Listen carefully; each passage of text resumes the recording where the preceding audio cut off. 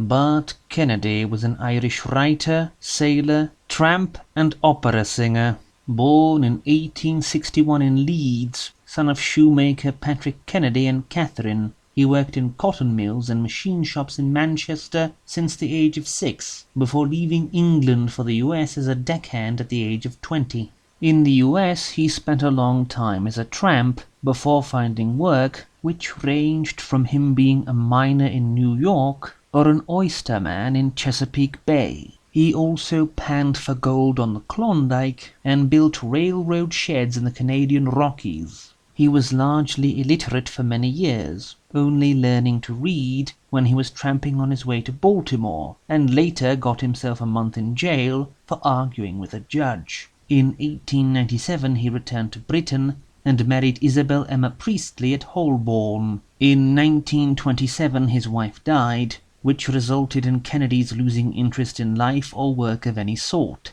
In the summer of 1930, he was taken to Brighton County Borough Mental Hospital in Haywards Heath, Sussex, where he died on the 6th of December that same year. Kennedy had only begun publishing in 1897, and his books were either entirely autobiographical, such as his A Man Adrift or his A Tramp in Spain, or at least are heavily based on his life, like his 1902 A Sailor Tramp. His 1897 Darab's Wine Cup and Other Tales is much different, as it is a collection of short decadent fiction, taking place at vastly different times and in vastly different locations. Many of the stories are fairly short, and there are some which would be ruined by revealing the twist ending. The title story concerns an old king who possesses a magic cup which can show him the future, and this cup shows him a loyal man about to betray him, though he intends nothing of the sort, and this illusion is why the king wants to have him killed.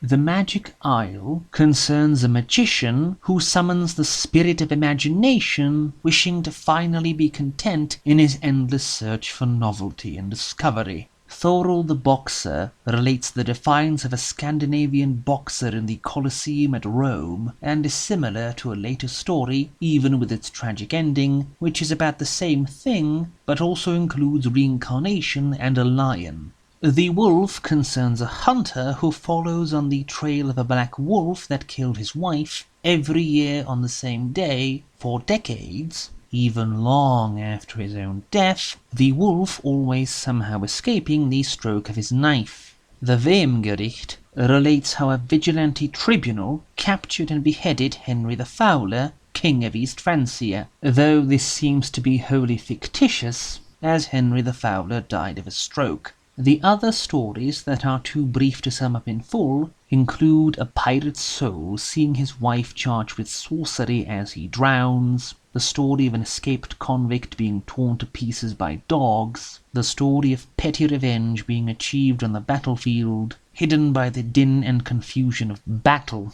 or the story of a mountain bandit abducting a count's daughter from her wedding. Kennedy's writing is fine, with a decadent tinge, often championing the rights of the downtrodden and exposing the fickleness of justice. His more fantastical stories remind me of the short works of Kenneth Morris, such as his Secret Mountain Tales, while the shorter tales have the air of a Gerald Kirsch, which is very high praise in my book.